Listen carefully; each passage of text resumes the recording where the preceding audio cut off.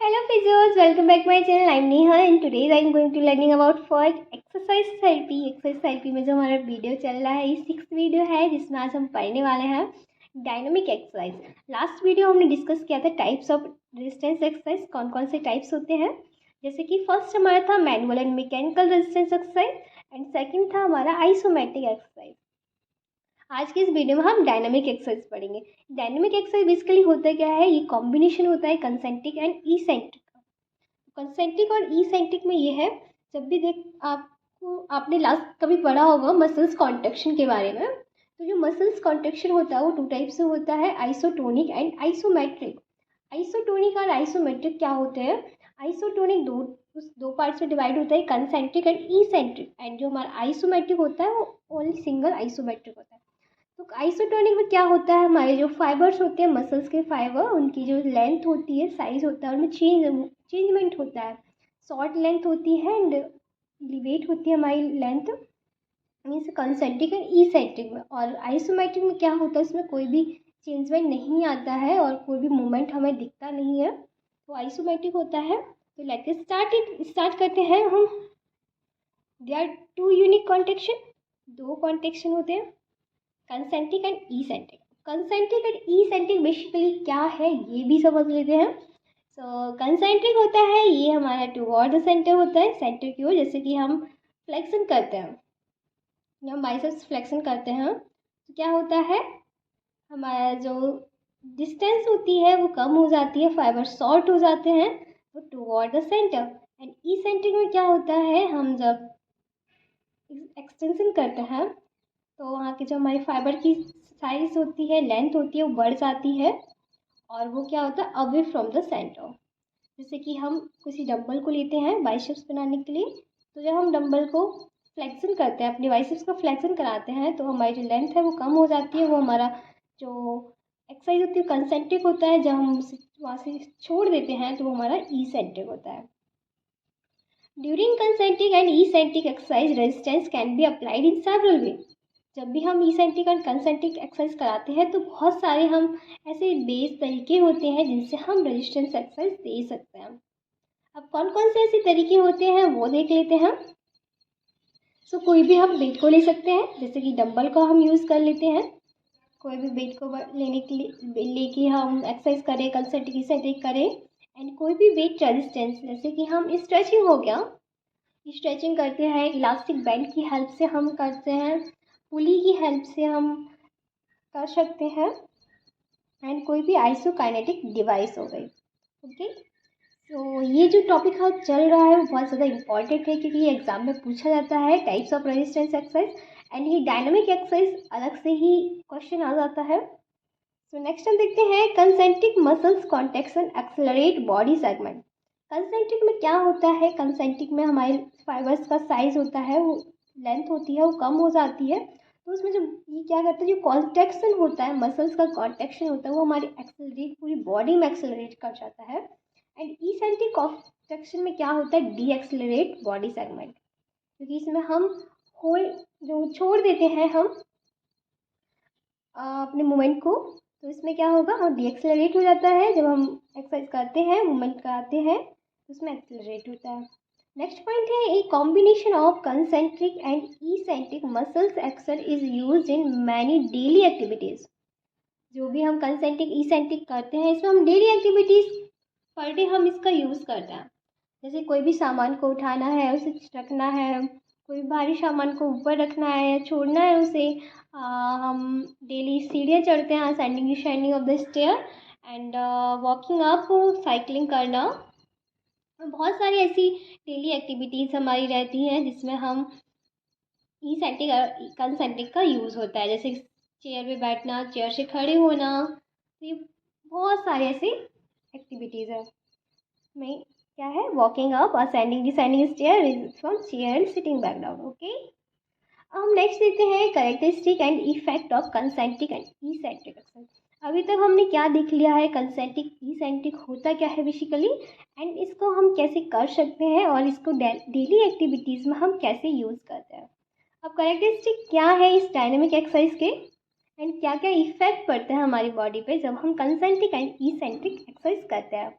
सबसे first point है हमारा exercise load and strength gain. Means जब भी हम एक्सरसाइज करते हैं तो फर्स्ट पॉइंट है हमारा exercise load and strength gain. अब exercise load and strength gain होता क्या है? मीन्स जब भी हम एक्सरसाइज कराते हैं कोई भी वेट को बियर करके, तो उससे क्या होगा, हमारी स्ट्रेंथ पावर इंक्रीज होगी। और हमारा मेन एम क्या है एक्सरसाइज कराने का? हमारी अपनी स्ट्रेंथ एंड पावर को बहुत ज़्यादा इंक्रीज करना है, मसल्स परफॉर्मेंस और अच्छा करना है। तो ये हमारा एम रहता है। एक्सरसाइज लोड में क्या है, it required more effort by patient to control the same load during concentric phase. Means क्या है, इसमें रिक्वायरमेंट होती है कि पेशेंट अपना अच्छे से एफर्ट दे उसमें, और जो लोड ले रहा है वो कंसेंट्रिक फेज में लोड लेना चाहिए उसे। ई सेंट्रिक में लोड उठाना नहीं चाहिए। ई सेंट्रिक में क्या होता है, लोड को हम छोड़ते हैं, रखते हैं। और कंसेंट्रिक में क्या होता है, जैसे कि हमारा सपोज कर लेते हैं ये डंबल है, ये डंबल है, और इसे हम ई सेंट्रिक कंसेंट्रिक में हम लोड इसे उठाएंगे, और ई सेंट्रिक में क्या होगा, हम इसे छोड़ देंगे। ओके, नेक्स्ट हमारा पॉइंट है वेलोसिटी ऑफ एक्सरसाइज। अब वेलोसिटी ऑफ एक्सरसाइज क्या होता है ये देख लेते हैं। मीन्स वेलोसिटी में हम क्या जो सेट्स लगाते हैं, क्या परफॉर्म कर रहे हैं डायनेमिक एक्सरसाइज की, क्या हमारी कैपेसिटीज़ है, उसके अकॉर्डिंग होता है। The velocity of dynamic exercise are perform directly affect the force generating capacity to the neuromuscular unit. अब इसमें क्या होता है, जब भी हम एक्सरसाइज करते हैं और एक्सरसाइज का मेन परफॉर्मेंस क्या हो रहा है, हमें क्योंकि मसल्स का और अच्छा परफॉर्मेंस देना है और अपनी स्ट्रेंथ को इंक्रीज़ करना है, तो वो हमारे ब्रेन तक भी वो सिग्नल्स आने चाहिए। जब ब्रेन तक सिग्नल्स आएंगे तभी तो हमारा इतना अच्छा स्ट्रेंथ हो पाएगा। तो इसमें जो हम एक्सरसाइज करते हैं, जब भी फोर्स जनरेट होता है, फोर्स जनरेटिंग की जो टेंशन जनरेट होता है उसकी जो कैपेसिटी है उसे इंक्रीज़ करना एंड उसे डायरेक्टली अफेक्ट करना, क्योंकि हमें उसकी कैपेसिटी बढ़ानी है। एक्सरसाइज क्यों करते हैं? क्योंकि हमें अपनी बॉडी की कैपेसिटी बढ़ानी है, और वो सीधा कहाँ हमारी जानी चाहिए, न्यूरोमस्कुलर यूनिट के पास। ओके, आई होप आपको समझ आ रहा होगा। नेक्स्ट पॉइंट है हमारे पास एनर्जी एक्सपेंडिचर। अब एनर्जी एक्सपेंडिचर में क्या होता है, जब भी हम एक्सरसाइज करते हैं, इसेंट्रिक एक्सरसाइज करते हैं एंड कंसेंट्रिक करते हैं। अब इसेंट्रिक और कंसेंट्रिक में कौन ज़्यादा इफिशियंट होता है, कौन मेटाबॉलिक लेवल को इस पर करता है? तो eccentric exercise is more efficient at a metabolic level than concentric.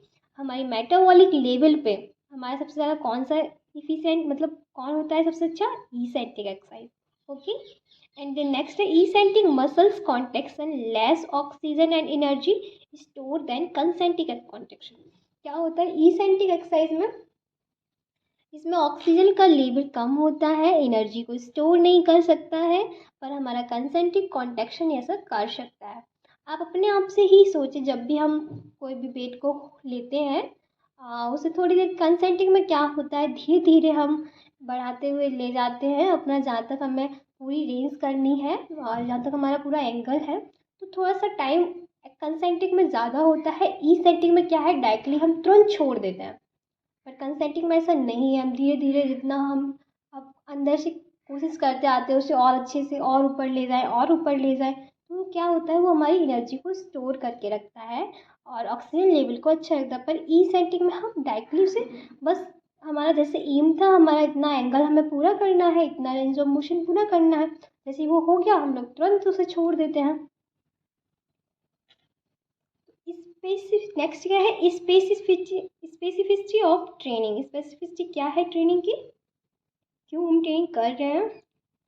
Eccentric training is more specific than concentric training. Eccentric बहुत ज़्यादा स्पेसिफिक होता है कंसेंट्रिक ट्रेनिंग के अकॉर्डिंग।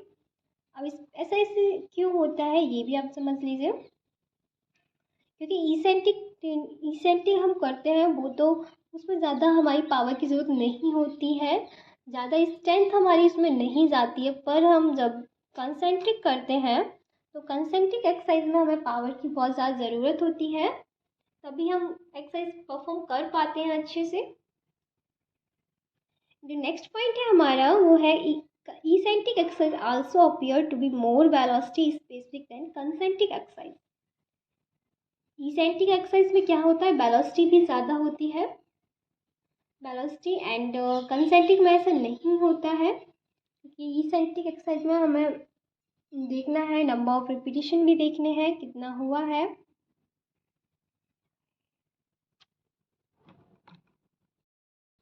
नेक्स्ट जो हमारा पॉइंट है cross training effect. Cross training effect में क्या होता है, both concentric and eccentric have a cross training effect. Means concentric eccentric दोनों क्रॉस ट्रेनिंग इफेक्ट दिखाते हैं। वो क्या है, जैसे कि हमारा हो गया high intensity exercise using a combination of concentric and eccentric contraction.